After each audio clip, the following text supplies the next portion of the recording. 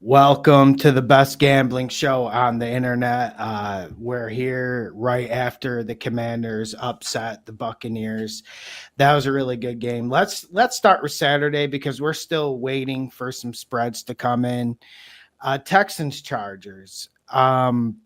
Listen, I'm not gonna beat my chest about that, but I feel like I gave everyone fair warning about that, and I got to tell you, Mike, my initial reaction to this is just disgust because everyone seems to be pointing the blame towards Justin Herbert in the game. And I just want to go back to two things I said going into that Texans game and why I picked the Texans. I said the Texans have a better defense and a very good secondary. And I also said, which I know you agree with, that the Chargers receiving core outside of McConkey, they're a bunch of practice squad guys. Like they're practice squad quality guys. So when you throw in that factor and they weren't able to run the ball, but did anyone really think they were able to run the ball? I know Dobbins coming back got some people excited. They ran it well against the Raiders, but I was not shocked by it. But I guess the lesson to that game is these games come down to 4 or 5 plays. And the play that just is etched in my mind in that Texans Chargers game is when it was like before the end of the first half when Stroud fumbled the snap, rolls to his right, throws it 45 yards to Hutchinson. And that's when you felt the game change. And the Texans defense just needed a little bit of life, just a little bit of boost. And then we saw what the Chargers defense does. Like if you get decent quarterback play against them, they will give up points. And we saw that. And I had to get your take on the Herbert thing because I don't know if you saw that. Of course, I go on Twitter, my mistake, and I see Emmanuel Acho taking a victory lap about Justin Herbert, and I was just like, is that what people took out of the game? Am I a fucking alien? Yeah, well, first off, let me just say, as someone who bet on the Chargers this week, this game pissed me the hell off for a variety of reasons. Um, to your point about Justin Herbert, uh, he did not play as bad, I think, as the stats would indicate. He did not. Two of those, so he threw 4 interceptions at the end of the day. Two of those interceptions went off his receiver's hands. Now, the first interception, where he was rolling to his right and then threw it across his body into double coverage, that's not a good play. Obviously, that deserved to be picked. But overall, I thought this game was mainly on the Chargers receivers and their lack of ability to get open. One statistic that kind of displays that more than anything. So I don't know if you looked at the box score for this game, but Ladd McConkey ended the game with 197 receiving yards. The next leading receiver for the Chargers had 16. So Ladd McConkey was a one-man show in this game, and he was really the only one Herbert had who was doing anything. And that really came to hurt the Chargers at the end when they were down. Yeah, man, and credit to the Texans. Listen, I didn't feel that coaching advantage from Harbaugh, by the way. I didn't feel that coaching advantage, and I don't think he was aggressive enough. The 2 field goals to start the game kind of prove it, and that's what I was worried about with the Chargers. Just Harbaugh clamping up. And when you're in supremacy, when it's one-way traffic for you and you come away only up 6-0, you kind of deserve to lose when you're on the road. And I just want to reiterate, I don't know why people thought that was a very good defense. Like Derwin James is a very good player. Some of the amount of ground that man covers and the amount of things he does on a single play is insane. But other than that, I just feel like it's a average defense, a well-coached defense by Minter. And it was nice seeing Stroud step up in the end. But like I said, it was kind of easy. It was kind of soft. A lot of the stuff underneath was available the whole game. Did they take it away? Did they do anything to take it away? Yeah, I don't know, yeah. man. Which I didn't understand why they were playing so soft throughout the entirety of that game, especially when it was clear that the Texans were clearly rusty or, start off on the wrong foot in the first quarter.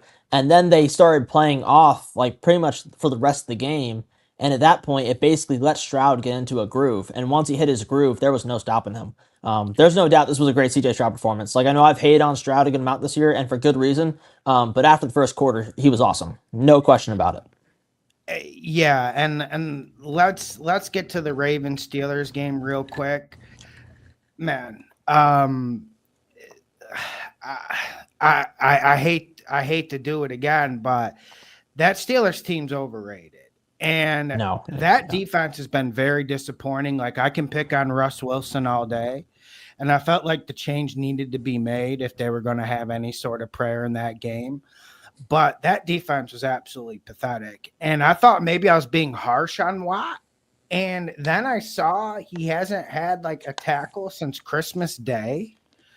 And you're just looking at that and you're watching him play hero ball. And it brings me back to some of the criticism of JJ Watt. A lot of like players off the record would say JJ Watt plays hero ball. He's not good in the run defense because he's always pinching in. He's always not holding his gap. And we saw that with TJ Watt on the read option all last night. Like, we can hate on Russell Wilson because, man, he had some easy throws to make to keep the chains moving, and they didn't do it. Like on Instagram, I pointed out that 4th and 1, you're down 7-0 to a top 3 offense. You're 4th and inches. I know it's on your own 30. And then he doesn't even think about it. The punt team comes running on before there's even a choice to be made. And for me, that's just Steelers football. And they weren't competitive that game. They're lucky the Ravens didn't beat them by fucking 50 points.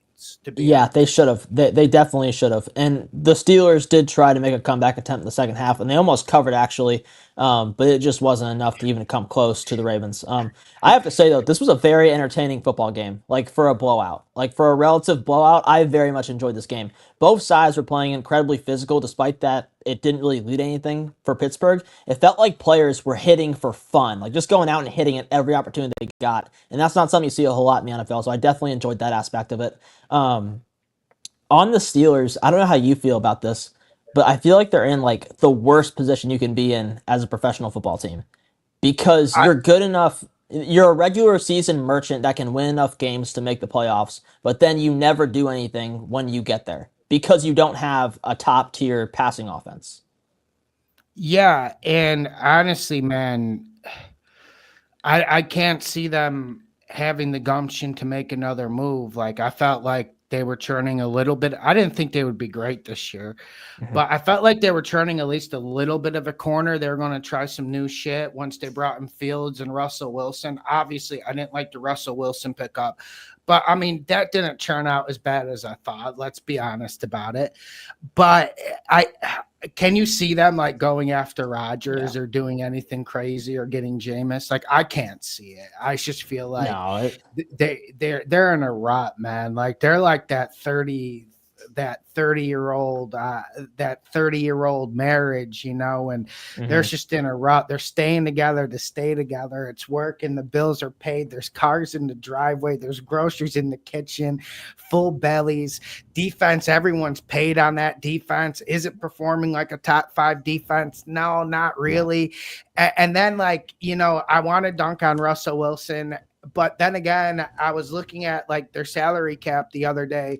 They have the most money committed to defense in the league. To give up 28 points in the playoffs. Like, and they got dominated too in the first half. That's another thing I wanted to talk about. Like, they really did get their ass kicked through the entirety of that first half. Like, the Ravens could not stop the Ravens rushing game at all. Bro, it is what it is. It is what it is, man. And I'm just not seeing it getting better. And if I was Mike Tomlin, wouldn't you want to just resign? I know he's paid like $16 million a year, but why not go somewhere with a quarterback? They need to do something with that franchise to just restart it or give some sort of boost. Because, and you know, the way I feel about it is, listen, in the AFC, if you don't have a top tier quarterback that can compete with Lamar, you know, Joe Burrow, Josh Allen, Patrick Mahomes, like, you're not going to contend for a Super Bowl. We saw the same thing with Bo Nix today. Like it's tough to get thrown in that pond and then have to try to do anything in the postseason. Yeah, man. Yeah. And that's where I'm at. And so yeah, what's the next game? Oh, Bills. Yeah. Yeah, man, I felt like the Broncos were really competitive that game. I was pissed about the score, man. I I I saw on the internet people were mad at the refs. I mean, the ref came over once Josh Allen didn't get that call in the end zone, which was, Yeah. it was rape. And it's just, I didn't see the problem with the refs in the game. Then again, Buffalo Bills was on the Patreon. So obviously when you're betting aside, come on, man, you're not going to notice the refs if everything's going your way. But one thing I noticed is Denver was really fucking competitive in the game, and yet they got blown away. Well, I was surprised at how poorly Denver stopped the run. That's what got me more than anything. Like I knew like they did pretty well against Josh Allen through the air. That was impressive on their part, but they couldn't stop James Cook or Josh Allen with his legs at all. And now I think was really the difference in the game. And you saw in the second half too. Once they started getting gassed, they were just bleeding points to the entirety of it. Yeah, man, and Sean Payton made some big calls, like the deep Oh yeah, ball on the first drive. the fake punt. Riley Dixon Yeah, throwing the perfect pass on the fake punt. Like Sean Payton dialed it up, everything for an upset, and it just wasn't to be. I mean, yeah. he did everything he could, but like you said, James Cook, I felt like was the star of the game, and then Josh Allen running the ball when that motherfucker gets downhill, it's a Oh fucking yeah. problem, man. Like, It was their go-to 3rd and 3, and they just could not stop it at all. yeah, man, and that was entertaining, and Yeah, it was. yeah, and so yeah, man, not much to say about it. I mean, it's just Sean Payton did. I want to see what Sean Payton does this offseason. Russell Wilson is still looming over that franchise, and maybe you saw it with the defensive tackle play. I kept seeing Roach every time they were running the ball. Like the defensive tackle would be 8 yards down the field, like falling down as James Cook runs by him. Yes. Like it was bad. It was really bad. And Yeah. like you said, like the run fits weren't good enough. Riley Moss kind of got cooked. I didn't see that coming. He really got cooked all day. Like, I mean, we knew Shakur was going to do good. Like I said, I had the 2 player pops to Josh Allen. If I had to choose another one, it'd be Shakur.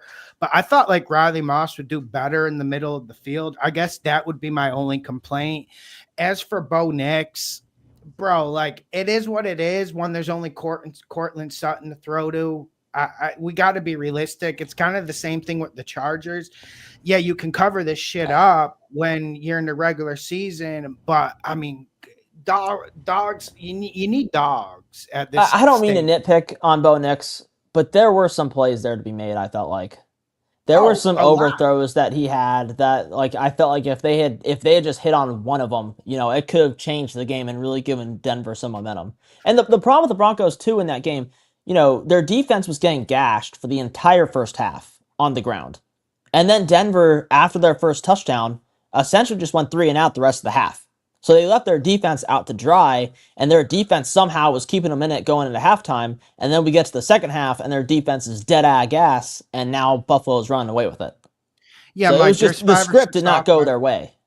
Yeah, dude, Mike, there's 5 or 6 offenses in this league you can't play around with, and you can't have the 3 and outs, or you're just gonna get fucking boat race. Like Bills, Ravens, Lions, Eagles. Those are the ones that come to my mind. Eagles, yeah, and let's get into the Eagles game today. So yeah, man, I hit the player props. I think I was 10 of 10 on player props into the Commanders. Not sure how that shook out. I didn't check those. But yeah, man, this is predictable Packers performance. I mean, they just haven't peaked, Mike, and I don't necessarily know what's missing. Obviously, quarterback plays missing. Obviously, that's something we can pinpoint to. But these wide receivers just weren't good enough. And it's not even about Christian Watson missing the game for me. It's just like these guys definitely aren't good enough. And the Eagles' front seven was phenomenal against the run. I know Jacobs ended up getting his yards, but I felt like that was the story of the game. Eagles' front seven and the run fits. I thought it was Packers turnovers, man. I thought that was the big difference in the game. And I do want to say, major tip of the hat to the Packers defense for how they played tonight. Like, I mean, they were exceptional, especially in the first half. You know, you can make a case that if the Eagles don't get that that fumbled kick return in the first quarter on the first play of the game, you know, they might go into halftime leading 3-0, or maybe worse. You know, like they really that first kick really just like screwed up the Packers. And it was a big break for the Eagles, I thought, to give them momentum early. But other than that, it was a tight back and forth, you know, defensive game for the rest of the first half, I felt like. Yeah, man. And Hurts was worrisome today. Yeah. He was worrisome today. I mean, we kind of saw that coming. And Packers, no pass rush at all. No pass I will say, I thought Jeff Hatley called a pretty good game for the Packers. No, he did. Listen, they're well coached. It's just, they don't have a lot of dogs. Yeah, and to be fair, to kind of give some crow to the Eagles a bit, you know, they get up 10-0, and then they just go full pass happy for the rest of the first half. I didn't understand that one little bit, especially when you have a quarterback who is returning from an injury. Like it wasn't like simple.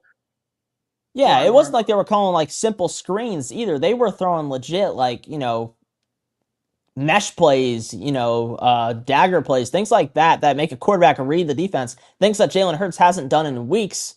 And it just, I didn't feel like that was the appropriate time to really see what Jalen Hurts has. And you saw with like the 7 straight incompletions he had in the second quarter that the rust was clearly there. Yeah, and let's get to the last game. Bucks Commanders. Listen, I almost did the sweep. Do I feel like it just figures the sweep ends on that? Listen, we know these games come down to 4 or 5 plays, and you could even say the Texans blowout came down to 4 or 5 plays at the end of the day. So we could say that about every game, but Baker fumbling that end around was the game. I felt really at the worst time. Yeah, at the worst time. I felt really comfortable with the Bucks the whole day. I really did. Even though the Commanders were giving resistance, Jaden Daniels was going God mode, and he was just creating separation when these receivers can't create a lot. Tampa Bay can't cover anyone. We knew that going into the game, but I felt like Tampa Bay did a good job on the backs, which is kind of one of my main concerns with them. But yeah, at the end of the day, it comes down to that fumble. I felt like the Bucks got into position of supremacy in the game. They found a formula on defense that was working to a certain extent, and then that fumble changed the landscape of the game. But then again, maybe I should have expected that, because Jaden Daniels takes care of the ball every single week. Mm-hmm. And then Baker, we saw the graphic. He's up there with Kirk Cousins and fumbles, and we know he's had a lot of interceptions. Yeah, Mike, your take. In fairness, that fumble was not like it wasn't like he got stripped. It was just a miscue with the receiver.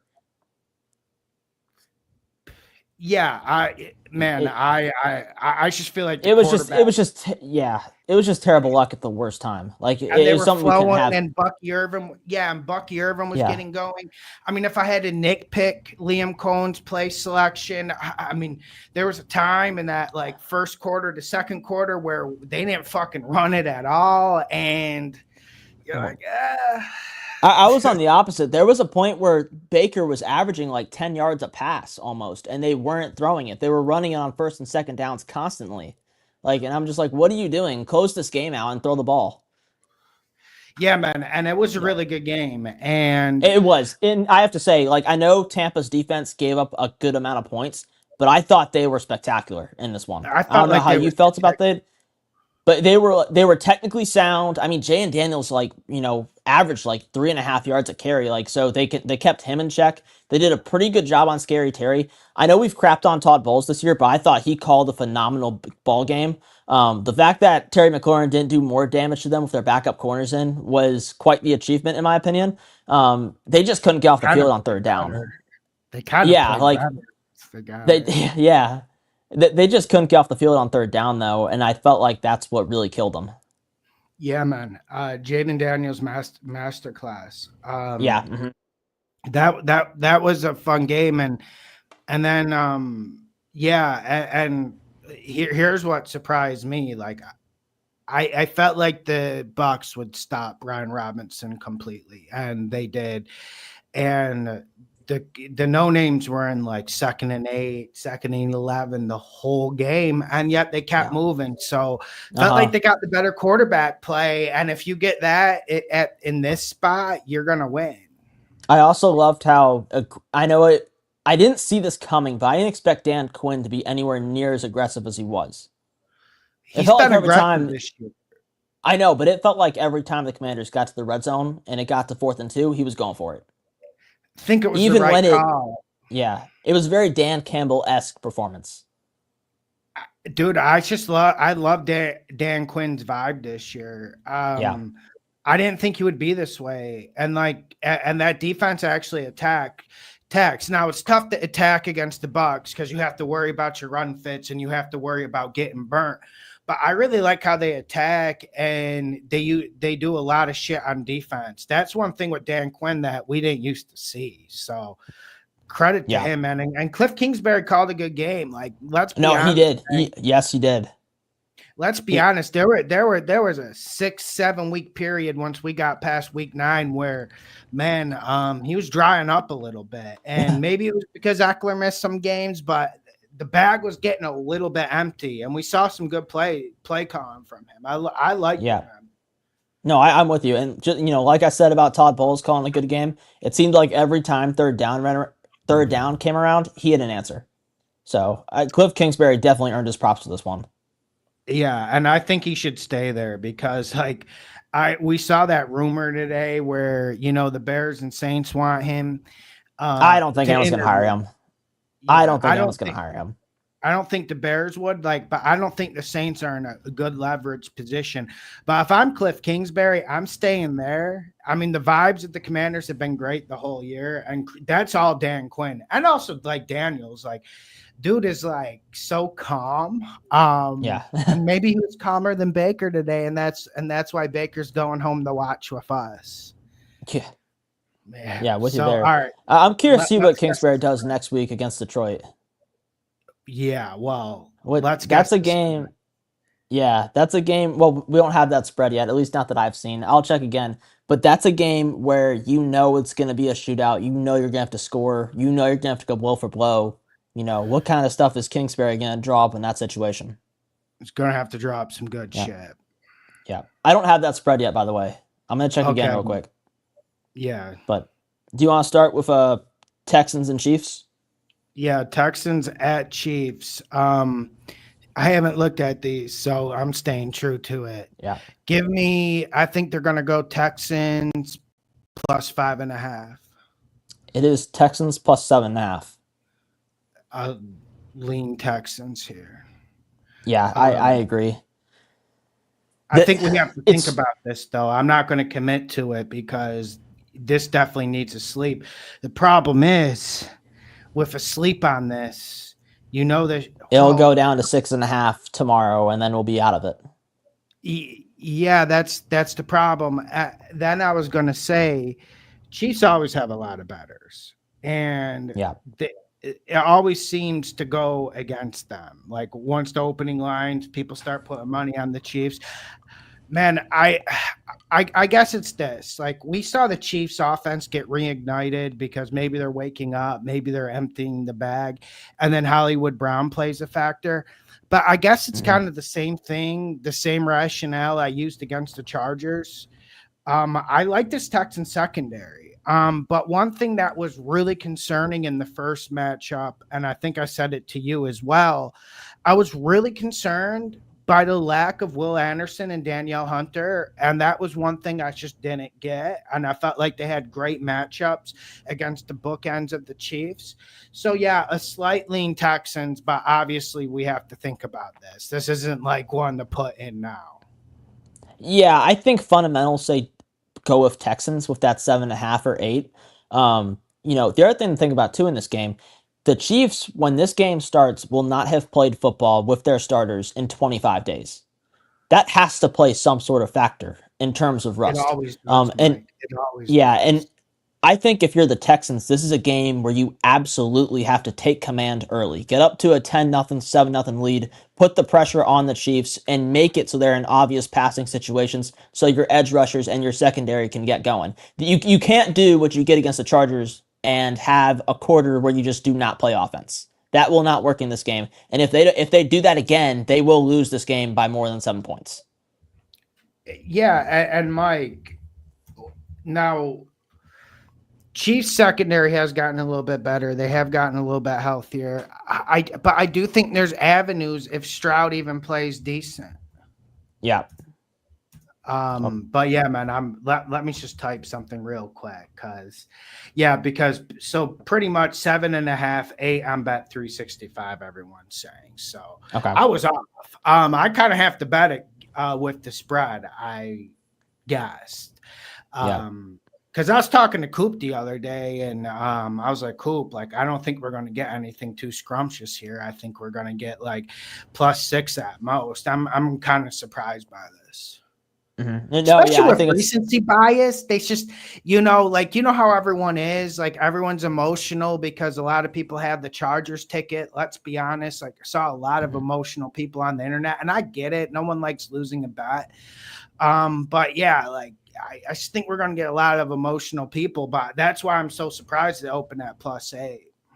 Yeah, it opens up at +7.5 on the app that you use. I'm gonna check Hard Rock real quick and see if we have the Commanders line spread yet.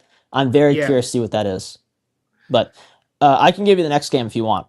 Yeah, give me the next game. Okay. So next game is Ravens at Bills at Sunday at 6:30. Okay. Yeah. So Ravens are on the road. Yes. Ravens -1.5. It is Bills -1 right now. Whoa. Wow.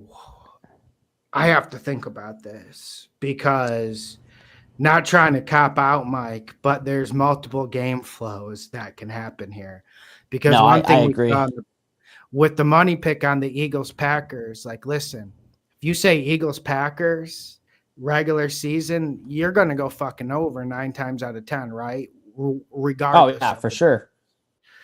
But this playoff football is really fucking different. And I could see where this turns into a rugged game, but I could also see where this turns into a fucking 37-34 shootout.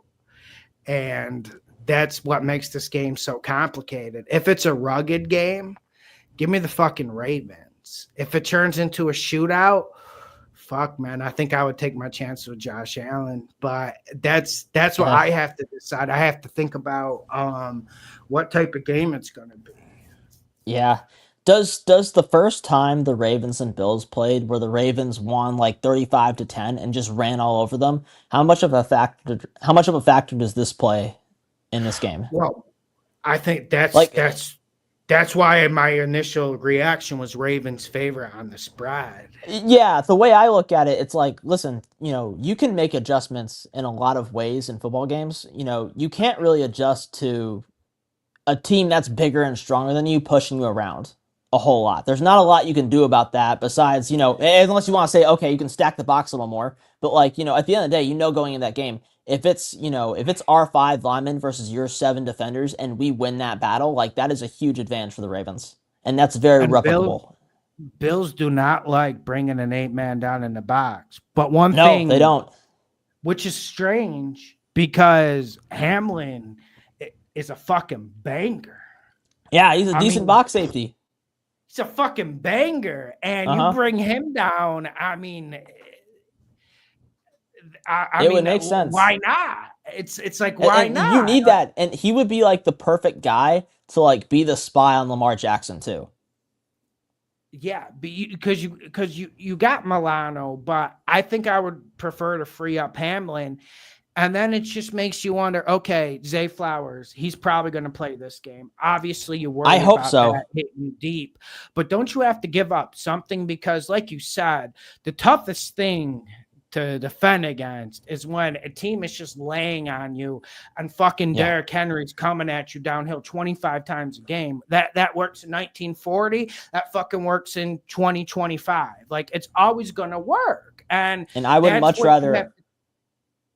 rather have Zay Flowers beating me. Like you said, I'd much rather have Zay Flowers beating me than Derrick Henry beating me in.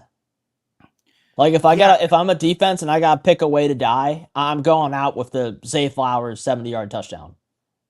And the reason why I have the Ravens favorite is because I feel like they can beat the Bills in more ways. I feel like the Bills offense at this point, well, okay, this could be debatable, but I just can't see the Bills running it really well against the Ravens. Yeah, that's exactly what I was going to say. Mm-hmm. I can't. James Cook is not running for 120 yards like he did today. Yeah, and it almost feels like a similar type game to handicap as the Commanders box. Pretty much, like if Josh Allen goes God mode, then yeah, you're going to be left holding a losing ticket. But at a certain point, don't you have to go with the better team with more ways to win? I think the Ravens have way more ways to win. I agree. And it just feels like if this game turns into a shootout, it feels like the Ravens have more bullets and weapons going into it than the Bills do. Like looking at the matchups on each side. Defense is better. I would probably take the Ravens pass defense at this point as well. That's a tough one. That's tough. It's tough. They're also very different schematically in what they do. So I think that's the other factor to consider here when talking about their pass defenses. Will the Bills adjust schematically on defense? That's my main question, because every time this year, even though like we won money and like some of the games we won money, but sometimes I just feel like they don't adjust. Like a team can be running it. Yeah, and that was my rationale for thinking that the Broncos were going to make that game a little closer than it was. I thought Sean Payton would have a lot more answers for the zone coverages that Sean McDermott that was going to throw at him. And it just didn't happen that way. Mike, someone wants your Instagram. Type it in the chat if you've got access to the chat. Yeah, I gotcha. But yeah, man, and I guess the main question is which quarterback has the bigger game, Josh Allen or Lamar Jackson? That's why the matchup's so good. I still feel like Ravens should be favored in this game. I'm not ready to even lean on it, but I feel like it's a very tough matchup. And I have to say, as someone who doesn't want to see the Chiefs in the Super Bowl, it sucks that we have to see these two teams knock each other out. Like I would much rather see the Bills have to go to Kansas City again and duel that out, as opposed to the Chiefs getting the Texans and essentially being 7-point favorites at home with 25 days of rest.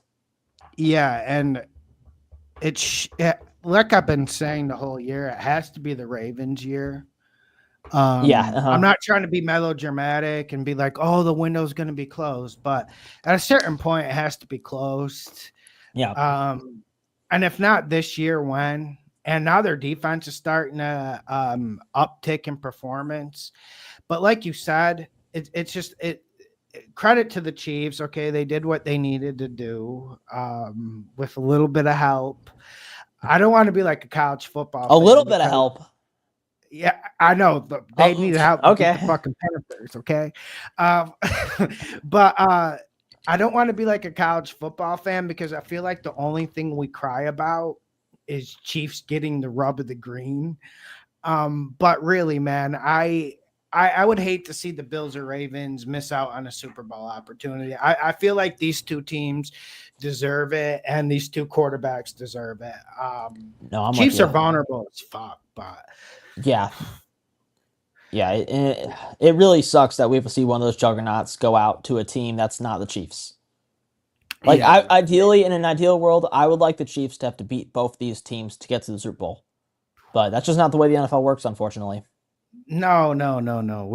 So, That, yeah, yeah. So hey, and like let's talk about this Vikings Rams game while we wait for these other spreads okay, to come real in. quick. Yeah, real quick. If someone has the spread to the Lions and Commanders game, please type it in the chat because my app is not updating and I can't get a good answer on that unless I leave the stream. So if you have the Lions Commanders game, please type it in the chat. Thank you. Yeah, But yeah, okay. I have one more thing to say about the Ravens and Bills game that I know has been a there's hot a topic. lot to fucking So say about this. We yeah, could do a well whole the podcast on this game. right the so obviously we know both these quarterbacks are in line for MVP. Can we just all unanimously agree that the winner of this game gets MVP? Yeah, but Like I'm game, just go with that. Like whoever wins this game, you can have MVP. you want to know what I hate about the MVP talk, Mike? And I'm not trying to act like I'm hipster and I'm so ahead of the fucking curve. But I was saying like week 8 when the Ravens were kind of struggling, like this is Lamar Jackson's best year. And now Oh, it is. It everyone's is for on the sure. fucking bandwagon. And like it's like a week to week thing. Like these people are like so fucking manic and emotional. Every fucking week, it's a new fucking MVP. Well, here's what happened. So, okay, if it were up to me, my MVP rankings would be Joe Burrow number 1, Lamar Mm-hmm. Jackson 2, Josh Allen 3. But because Josh Allen just had 2 weeks where he was like the best quarterback of all time, he hasn't won an MVP yet. He is the favorite and he's probably gonna get the award. Like if we're looking throughout the season, who's had the best year on tape, it is Lamar Jackson. And I'm assuming a realistic candidate too. Like if we're saying who's the best quarterback on the most winning team, it's Lamar. No questions asked. And but can I be honest? Like if they gave it to Saquon or King Henry, I would not shed a tear. I'd be quite fine with it. Oh Maybe yeah, I I don't agree. care about these offseason awards enough, but like if they gave it to Saquon or King Henry, I would be really fucking Yeah. satisfied with that. No, I'm with I would you. be satisfied if they give it to Josh Allen or Lamar Jackson. If they gave it to Burrow, you know what? Like I would be like, probably a bit too far, but I think doing what Burrow he deserves does, it, man. Burrow has, I mean, he is the most valuable player in the NFL. How many wins do the Bengals have this year if Joe Burrow's not on that team? too. What, 3? 2? Yeah, Yeah, like it's a he's Mickey added Mouse 6 wins. organization, bro. Like it really is like it's Mickey Mouse. And when you miss out on the playoffs, letting Gerard Mayo kick your ass at home week 1 because no one's ready. No one was ready for that fucking game. No one was fucking ready. No one gave a fuck. They tried to Jew down T. Higgins with the franchise tag, and he missed a ton of games, which he Yeah. rightly should. Because listen, I'm not for players sitting out or being divas. Don't get me wrong, chat, but that franchise tag is baloney. It is a Man, cheap way to get out of paying a player. especially if the Panthers or Patriots would give him a 7-year deal and set him for life and would Yeah. value him. And that's where I'm just like, okay, like, It, all right, why are we doing the franchise tag? Anyways, by the way, one more takeaway, I think. Oh, go ahead. no, they shared the Lions and spread in the Yeah, chat. I got it. Okay. One more thing that I want to say about this. I think it was very clear for a couple teams this weekend, whether it's the Chargers or maybe not the Steelers. Who was their team that played the Chargers or Packers or teams like that, that you need to go all in for a top tier wide receiver this offseason. Like, no question about it. You need to give everything you have, do whatever you have to do to get Tyreek Hill or T. Higgins in your house, because when it comes to playoff time and you need guys for these big moments, it really comes through. And it was clear this weekend that they didn't have the guys to take their team over the hump. And if they had, they might have won their games this weekend. See, I differ with these Bill Belichick, Mike Lombardi guys. I think wide receiver is the third most important position. It's quarterback, defensive end, wide receiver. And I don't want to be caught lacking at wide receiver because it makes Yeah. a difference. And they act like you can just plug and play NPCs at wide receiver. And, so everyone says Herbert sucks now. And instead of looking at the wide receivers, like, I mean, Quentin Jackson's like he's really bad, man. And I'm not picking on the guy. He should be like a fourth option working in. I have never gotten so mad at watching a player who's not on my team, like I have about Quentin Johnson. I mean, the guy cannot catch. He literally cannot catch. Every time I turn around, he's dropping a pass in the worst situation. He's like, he really is like, and I'm sorry to use NPCs chat. I'm not trying to be too internet, but like honestly, like he's like one of those like creative players, like, and he's just, there's no personality there. He's not getting better. He's getting worse. And then like you got DJ Chark coming in, and like it's just, man. Here's how bad the Chargers receiving core is. And like, look at what the Patriots, look at what Drake May had to throw to this year with the Belichick Lombardi philosophy of like the old school football. But here's how bad it was, Mike.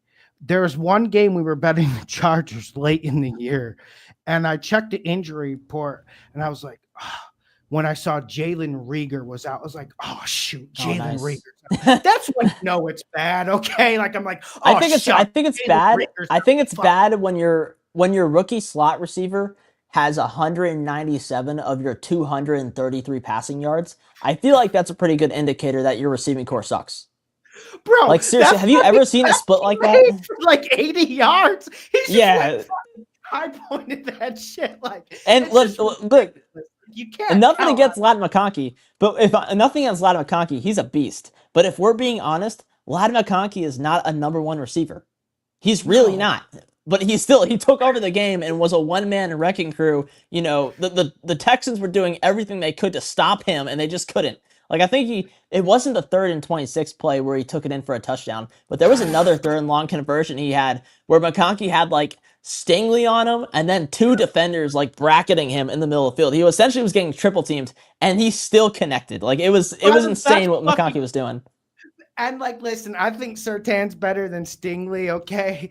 But there's an argument that Stingley's the best fucking corner in the league, too. Yeah. And he's just like fucking like raw dogs him. It's just, it's ridiculous. But like you put T. Higgins, you put Tyreek Hill with Ladd McConkey, that's fire. All right, what's the next game? Okay, yeah, we're getting off tangent here. Okay, so Commanders at Lions. Okay, obviously they filled me in with it. I was gonna go 9.5. I think that's a fair prediction. Yeah, definitely lean Lions here. Man, because if they're curious to play like that against Minnesota, I feel like it's a good matchup for them against the Commanders, right? That's exactly what I was going to say. I am very curious to see how Aaron Glenn game plans for Jane Daniels. I'm curious too. I think you should do what the Cowboys did. Put 7 men up at the line of scrimmage and do that every single play. I think that's what you do, and try to confuse them and try to get pressure on them. I think I would go Lions to win and cover just because I don't trust the Commanders to be able to stop the run. Yeah, and the total's 55. Yeah, I'm going under. Yeah, can we even engage with that at a certain point? Like, that's what I said when like the Vikings-Lions one, when it was like 57.5. Like, I don't even want to engage with a total like that, especially in playoff football. Yeah, that's a tough one to go after. But I hope this is an entertaining game, though. Yeah, this is definitely a tough one to bet. Stacey, I hit like every single player prop on the video, man. I didn't cost you any money, man. I hit like every single player prop on the fucking video, you piece of shit. All right. What's the hypothetical matchup? What's the hypothetical matchup? So we got Vikings Rams, and they play who? They're going to play the Eagles. The winner of that game will play Philadelphia. and they're I going to go to Philadelphia. Yeah, and it sucks that that's a toss up game too, because it's really hard to anticipate who's going to win that. For Vikings Rams, I'm saying. Yeah, have you changed your opinion at all? No, I'm still on the Vikings, but it's again, I could very easily see the Rams winning. It's a who the hell knows pick. That's what I'm at, and that's what, because we don't know what Rams we're going to see. Because that's kind of like it kind of has like a Texans Chargers vibe to it. Like you don't know Yeah. if the Texans are gonna, like you don't know if the Rams offense is gonna finally get going. And we've seen this Vikings defense, man, they're very good defense, but there's no elite defenses this year. And man, and we see them have 3 or 4 possessions every single game where they're just completely confused, where they're not even close to anyone. So like, let's say hypothetically the Vikings win, which I would lean Vikings. Like that game was like the toughest one to pick of the week for me. I mean, Vikings Rams, especially with the fog of smoke on Tuesday, not using a metaphor for the fire in Los Angeles, but that's like okay. like the fog of war, like what? Yeah, the fog of war. That's the phrase, right?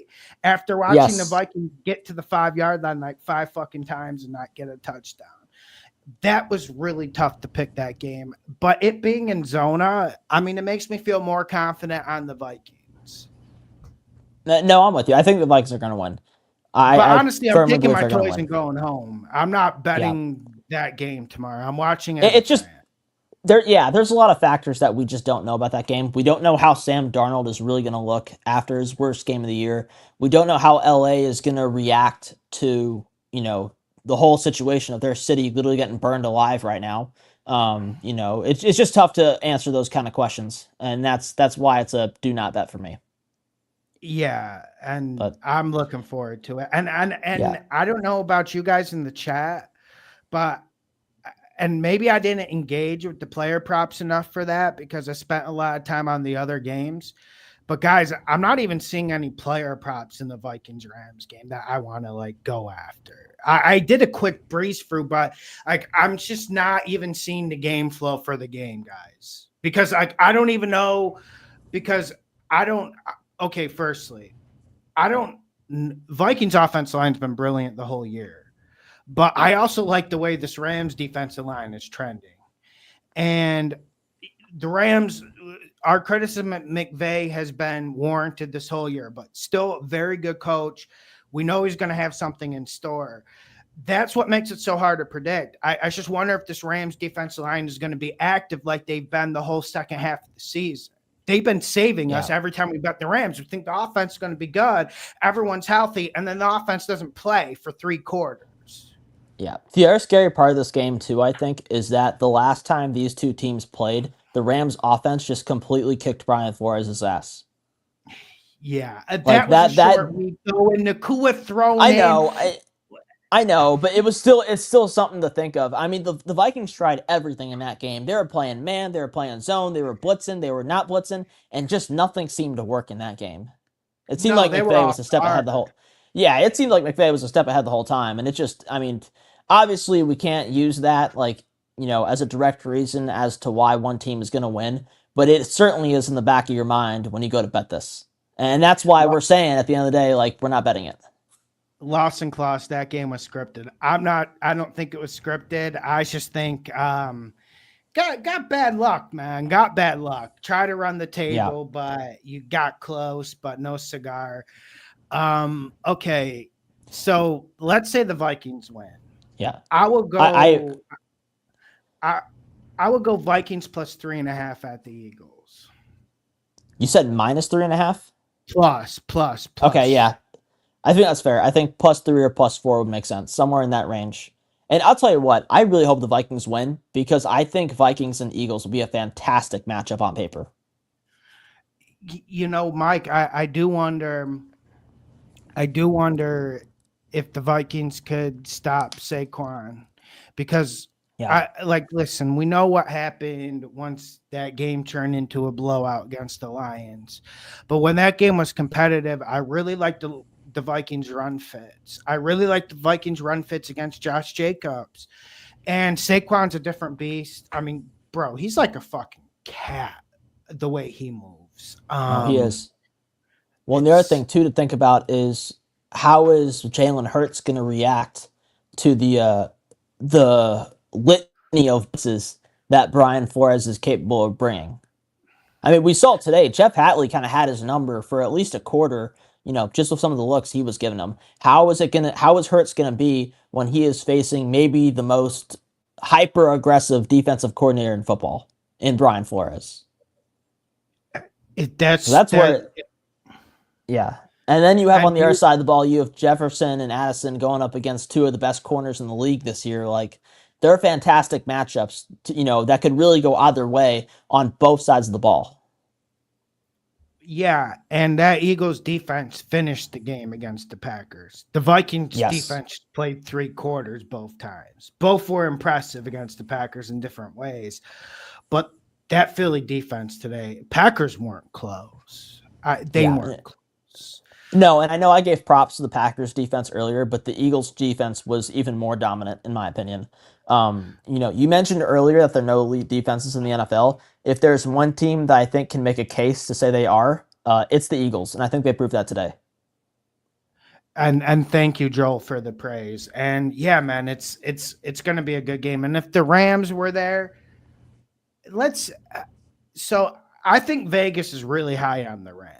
Like, I think Vegas and their power rankings, they have the Rams pretty close to the Vikings. So I would say they would probably give like a +4, +3.5 with the Rams on the road. Like you said, maybe they give the Vikings +3 out of respect and with Hurts being out of rhythm. But yeah, like I don't think there would be a big difference. I'll be honest. If the Rams win and they have to go to Philly, I think the Eagles could kill them. I feel like the Eagles. I think that their defense would really throw the Rams out of sync. And on the other side of the ball, I don't think they could stop Saquon. That's the thing with the Rams. They got a really weak linebacking core, and defense line's good. They're good. They're good. They're deep. They rotate. They're young. Fisk and Verse are just dogs. But that linebacking core for the Rams is such a weak spot, and that will get exposed in that game. That's probably where the Vikings need to go with the pass game. Like, we need to see Aaron Jones. I know he's banged up, but yeah, man, that's would be my worry point for the Rams. I think it could get ugly. And if their offense is playing lazy, I'm not going to say playing lazy, but let's say playing sloppy, like not getting Cup involved, not running the ball well to start the game, starting the first quarter down to the Eagles, it could get ugly for the Rams. I could see the Rams getting blown out of there. You're right. But matchup makes games. Like, that's what's so crazy. Like, Rams could easily beat the Vikings, but I think the Vikings give a way better matchup to the Eagles. No, I'm with you. The Rams match up very poorly with them, and that's why I said, like, to start the show or to start this conversation, like, I would much rather see Eagles and Vikings go at it than Rams and Eagles go at it. Now, I will say, if the Rams do somehow win tomorrow and they end up going to Philly, one bet I will really be looking at is the over-under in that game. Because I feel like that over-under is going to be way too high, and both offenses are kind of out of sync right now, and it'd be the perfect opportunity to go betting under. So if the Rams win, let's see what that over-under is, and then look at betting the under. Well, and we got the under today, and that was sweat-free. Yeah, that was easy.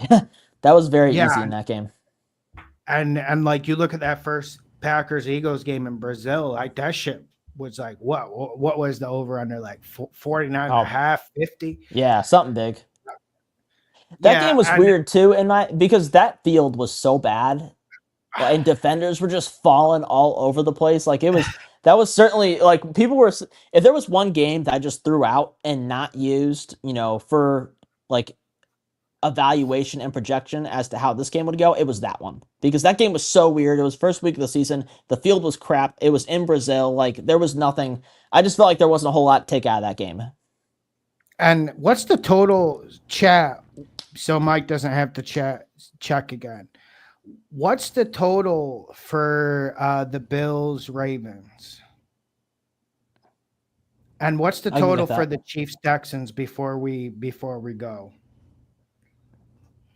Let's see if they can clutch up. Yeah. They're ready. They're on it.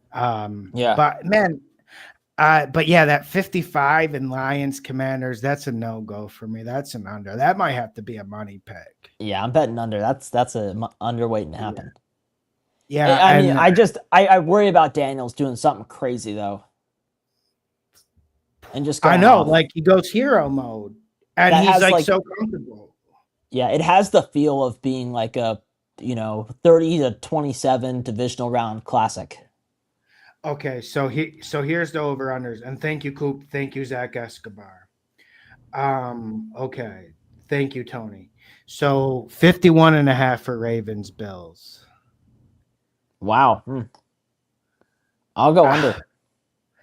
I would go under too. And I do wonder how the weather is gonna be. In Buffalo, yeah. Yeah. I would go under there. Now this one's tough. 42.5 Chiefs Texans. I think I would go over. Even though I think Chiefs Texans are going to play good defense, and I think this Chiefs defense is going to trend in the right direction, that one's tough, man. That's not a great read. Yeah, that's tough. I think I would go over, but that's a tough one to tell. I don't know how the Chiefs are going to look with essentially 3 weeks off. Man, I kind of like your point about this is getting to too much rest for the Chiefs. Yeah. It's just for the spread and even the total. Now, granted, if there's one coach I trust to manage the situation, it would be Andy Reid. But, I mean, you can't deny it. 3 weeks off is too long. It's too long. Yeah, they should have at least played their starters for a half against the Broncos. Then maybe we would have got Burrow in. Yeah, and that too. Though, to be fair, I don't know if anything was saving that blowout. No, it's just sometimes it happens. Yeah, man, but yeah, that's pretty much what I have to say about it. And the Bills Ravens game's definitely game of the week. Got some good games. Yeah, I agree. So. I think that's the last one too. Yeah, that's the Sunday night game. So yeah, man, I think we're good. Make sure you hit the like button. Make sure you subscribe. Thank you, Mike, for helping me out again. Yeah, man, and we're gonna do this next year too. So yeah, I think it'll pay dividends. We just don't have the slate. But I was itching. I do think we got a little bit of an advantage on the Texans +8. Because Mike, what do you think that's gonna close at? Like before you go, just give me your bet what that's gonna close at. Well, it's tough because, like you said, the Chiefs are going to be like the popular pick. But on the other side, I feel like a 7.5 is way too much. So I guess I'll say it closes at Chiefs -7. But that could go either way. That really could go either way. I think it closes at Chiefs -7 because you can't just Mike. They never leave that hook out there when it's set. Right. Yeah. Right. That's the other thing. It's just how many tough. times did we see 7.5? Like we have to 6.5 is the magic number. Like that's when we start hitting the long shots around like week 7, week 8. Once we started diving into the long shots, like 6.5 was our magic number. Like they never go above that. It's just tough. How many people are going to have the balls to go and bet against the Chiefs in the playoffs? Maybe. Yeah, maybe. I know. I'm thinking about it too. Like, listen, and I'm telling you, the Texans, they have to start this game fast. They cannot do what they did against the Chargers and go down 6-0 and not score for an entire quarter. They need to start fast this game. Take command early, get up 10-0, 7-0, and put pressure on the Chiefs. They cannot show up and just do nothing, for the entirety of the first half again. And I cannot iterate that enough. Well, yeah, man, you worry about that because it was going left. Let's be honest about it. And then Stroud just throws starts the game off with a nice comfy 8-yard pass to Menchie, and then he fumbles. It's Dude, just. And like, imagine if you're a quarterback, an offense coordinator, you start a fucking playoff game, nice soft zone, 8 yards. Let's get in rhythm, boys, and then fucking. that was such a weird game. Like all things considered, because listen, CJ Stroud played well at the end of the day, but he was terrible in that first quarter.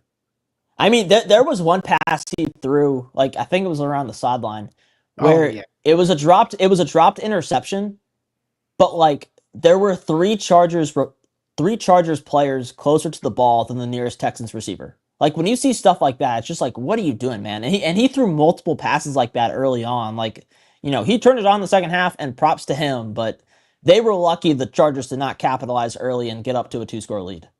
yeah. And one thing I'm gonna have to do before the Tuesday video, I have to study like the Chiefs secondary, where they're at, because there was a time this year when we were getting against them. We've been good getting against the Chiefs this year, and even going with them against the Steelers. So I feel a little bit more comfortable betting Chiefs stuff. And when you got like an 8.5 spread, it's not like picking against them to lose. So, and they're not the greatest laying points. I don't know if you guys have noticed. Hey, I mean, when I'm talking laying points, I'm talking anything over 3.5. Like, they're not the greatest, right? all I know is we said the same thing about the Dolphins last year in the playoffs, and they went up to Kansas City and got absolutely smoked. Obviously, two different teams, but the Chiefs were not playing well entering that game, and they just turned it on all of a sudden once January hit. So, hopefully the Texans cover, but it certainly is a tough sell to anyone who doesn't bet actively. It's a fucking really tough sell. Have to Yeah. think about it. And then like 8.5 on some books. Coop saying it's 8.5 on DraftKings. So yeah, man. Let's see how it goes. Yeah, that's tough. All right, Mike. Thank you. All right, I'll see you soon, man. Have a good night. Yo, chat, you were legit tonight. Hit the like button, share Yeah. the video. Let's get this money. Yeah, chat was legit, dude. They were fucking Props to excellent. chat. Yeah, we Yeah, had you guys were going 160 crazy. people in here, man. So Jeez. Y'all gotta go to bed, Mike, man. and the voice didn't act up. It was perfect this time. Yeah, y'all gotta go to bed, man. It's 12:30 on a Sunday night. What are y'all doing? Go to bed. All right, good night. Props Have to a you good guys, one. man. Have a good night. Perfect. All right.